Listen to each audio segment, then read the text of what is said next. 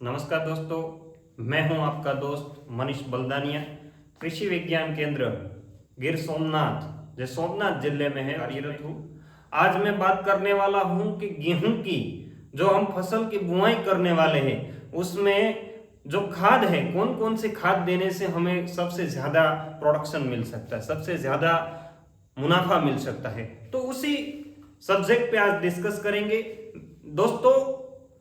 आज हम इस चैनल पे पहली बार ये आपके YouTube के माध्यम से आपके सामने आ रहे हैं। तो आप जो लोग अभी नए हैं, हमारे चैनल में नए नए जुड़ रहे हैं, तो हमें को सब्सक्राइब कीजिए और चैनल को लाइक और शेयर करना मत भूलिए, क्योंकि जब भी आपको इंफॉर्मेशन देंगे तो आपके पास ये तुरंत आ जाएंगी।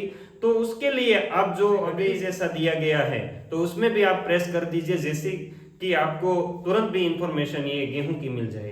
तो मित्रों, गेहूं की बुआई के टाइम, गेहूं के पाए में, गेहूं के बुआई के टाइम पे कौन कौन सा खाद देना चाहिए जिसकी वजह से हमें थोड़ा अच्छा प्रोडक्शन मिल सके।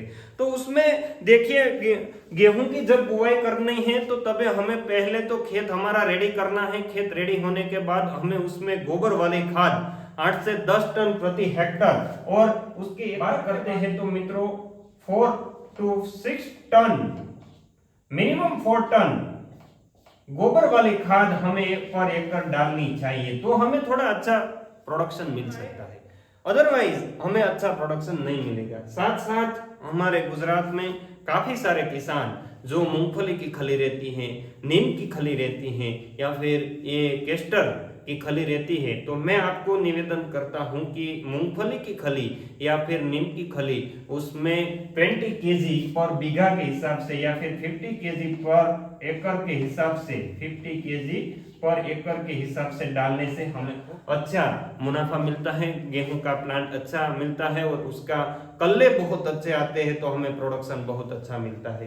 तो नीम की खली या मूंगफली की खली मत भूलना। ये उसके साथ साथ ऑर्गेनिक फर्टिलाइजर भी अभी बहुत अच्छा बाजार में मिल रहा है, तो आप उसको भी यूज कर सकते हैं जो सीवेट एक्सट्रैक्ट बेस पे है, या फिर दूसरा कोई जो ऑर्गेनिक खाद है उसका भी आप यूज कर सकते हैं। लेकिन कौन कौन सा खाद यूज करना है तो वो हमें कमेंट में थोड़ा लिखिए, तो हम आपको आंसर दे सकते हैं। दूसरी बात है, उसके बाद हम रासायनिक खादों की बात करेंगे, तो रासायनिक में हम क्या कर सकते, ये बात सोचने से पहले हमें थोड़ा ऑर्गेनिक की बात और एक बता देता हूं कि अभी घन जीवामृत, नेचुरल फार्मिंग, प्राकृतिक कृषि जो हमारे गुजरात में काफी सारे किसान कर रहे हैं, तो नेचुरल फार्मिंग के जरिए खूब अच्छा मुनाफा उसको मिल रहा है, तो उसमें भी आप घन जीवामृत का यूज कर सकते हैं।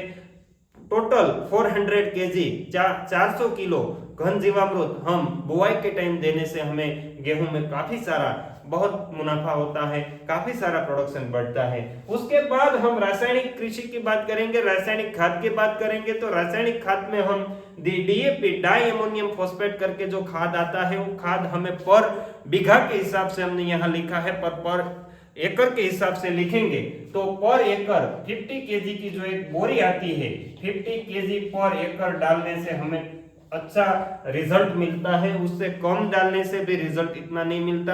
काफी सारे किसान हमारे देश के ऐसे हैं कि वो सबसे ज्यादा प्रोडक्शन लेने के लिए सबसे ज्यादा डीएपी डाल देते हैं, लेकिन इतना सारा डीएपी डालने से भी इतना प्रोडक्शन नहीं मिलेगा। मैं आपको सही बता रहा हूं, पर एकड़ की बेस पे, हमने यहाँ बीघा की बेस पे लिखा था लेकिन हम पर एकड़ की बेस पे डालेंगे तो 50 केजी डीएपी, 50 किलो की एक बोरी हमें डालनी है डीएपी की। उसके साथ साथ एक बोरी हमें एमओपी डालना पड़ेगा, क्योंकि काफी सारे किसान हैं एमओपी नहीं डाल रहे हैं। तो उसके साथ साथ हमें एक बोरी नहीं डालो तो 40 केजी एमओपी हमें पर एकड़ के हिसाब से डालना है, तो वो आपको काफी सारा रिजल्ट देगा। अदरवाइज जो आप अकेले डीएपी डालते रहेंगे तो आपको इतना अच्छा रिजल्ट नहीं मिलेगा। आपको काफी सारा अच्छा प्रोडक्शन गेहूं का लेना है तो 50 केजी के लिए एक बोरी पर एकड़ डीएपी डालना है। उसके साथ साथ 40 केजी, 40 केजी जितना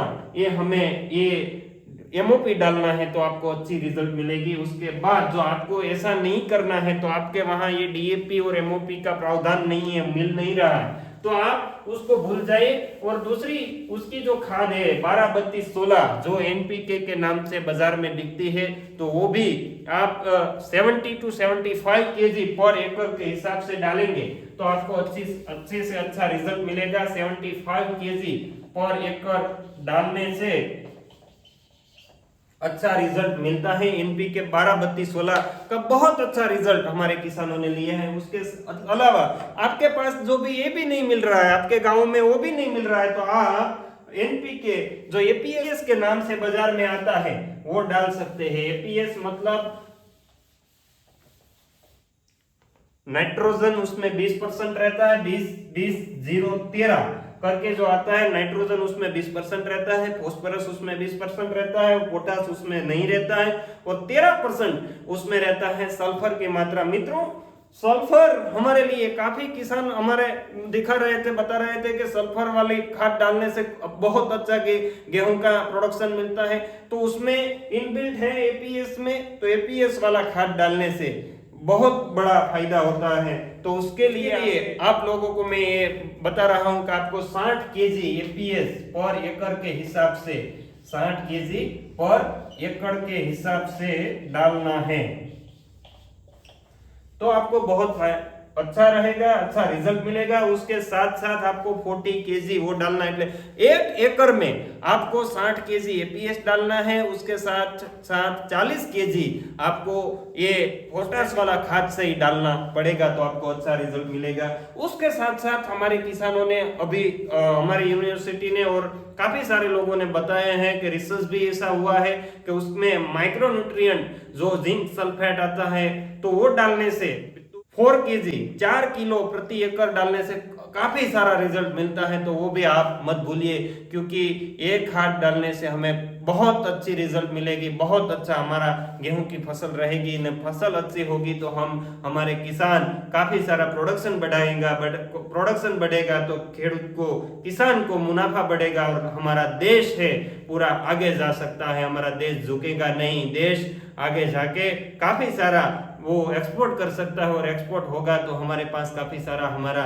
इंडियन के लिए एक गौरव की बात है। मैं आपको एक बार बार रिक्वेस्ट कर रहा हूं कि आप ऐसी तरह से खाद डालिए जिससे हमारी गेहूं की फसल अच्छी बन सके, गेहूं की फसल अच्छी बन सकी। तो आप ये चैनल को सब्सक्राइब करना, लाइक करना और शेयर करना मत भूलना। सभी को नमस्कार, धन्यवाद।